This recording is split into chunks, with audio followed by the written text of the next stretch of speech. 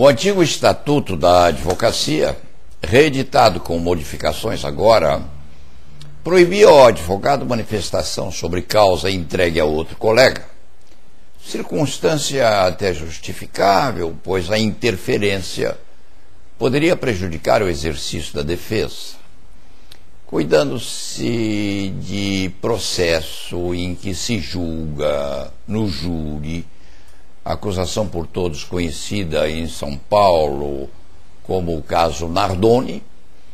A proibição assume aspecto muito complexo, pois os técnicos são convocados à emissão de opiniões sobre a tramitação e seus incidentes. Este mesmo advogado tem sido insistentemente solicitado a entrevistas e as tem recusado, porque com receio de intervir no equilíbrio do julgamento.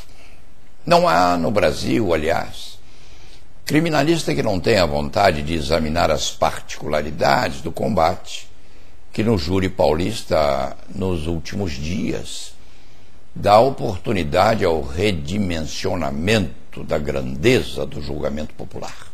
Aliás, qualquer fato extravagante concretizado no entrecruzamento das atividades da cidadania, se e quando relevante tal fato, produz manifestações diversas dos técnicos ligados à área, embora não interagindo tais técnicos no encaminhamento de soluções possíveis. O interesse qualquer dos experimentados naquele assunto poderia turbar o equilíbrio da comunidade. Funciona, entretanto, e deve funcionar em sentido contrário a tal interesse, a descrição natural daqueles que se preocupam em deixar nos especialistas contratados a plena liberdade de tratarem de difícil matéria sem provocação qualquer e sem pressões que sempre me pareceram constrangedoras. Desse um exemplo da curiosidade que pode despertar em outra área um problema desse tipo: as intervenções cirúrgicas e tratamentos outros praticados no heróico vice-presidente da República. Houve um cirurgião norte-americano que se recusou a operar essa heróica criatura, sob o argumento de que poderia sucumbir na mesa seu paciente. Em alternativa superveniente, entregaram-se o corpo e o homem às mãos do Dr. Ademar Lopes e equipe do Hospital do Câncer de São Paulo, e o paciente finalmente foi salvo. Mas outros médicos de diversas áreas e segmentos emitiram opiniões sobre o assunto, o que traz uma angústia terrível, porque seriam bisturis extravagantes, cooptando ou tentando interferir no ventre que estava sendo aberto por outro colega. Isso não é bom. As coisas são assim.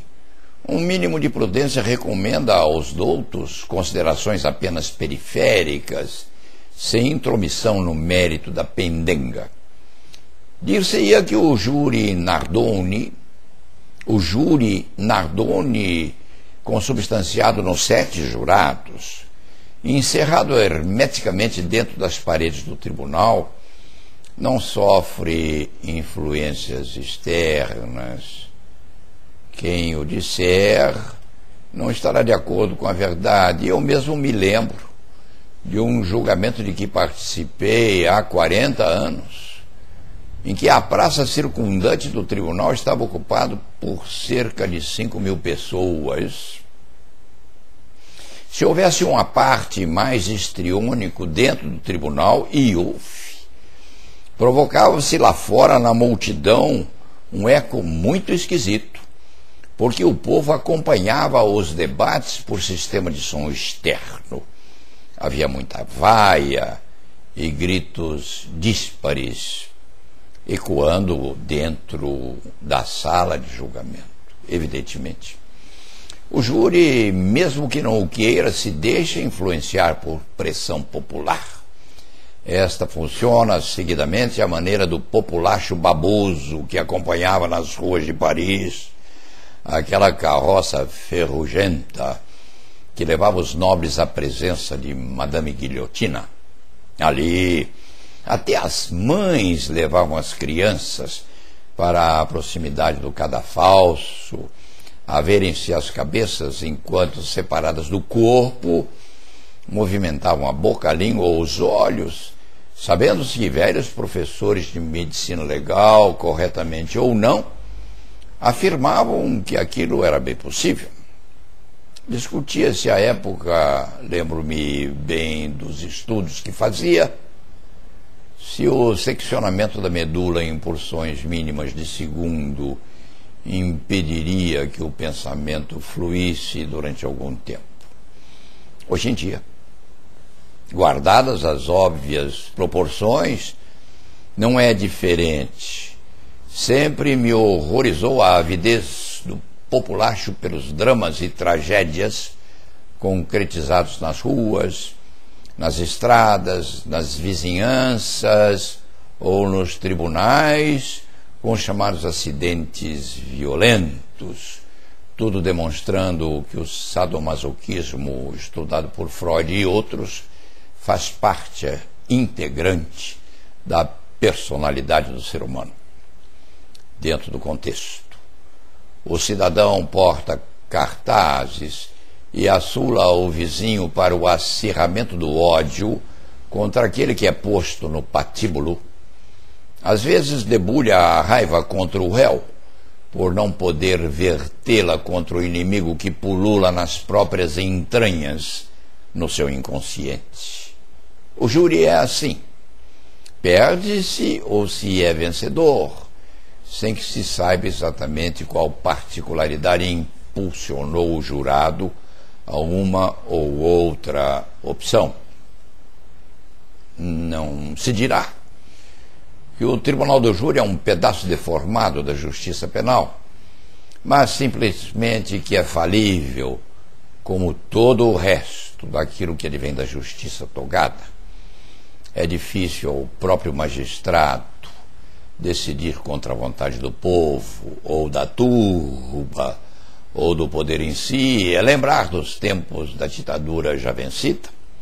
Embora possa o juiz até fazer um justiçamento adequado à maneira de uma ou outra decisão da nossa Suprema Corte.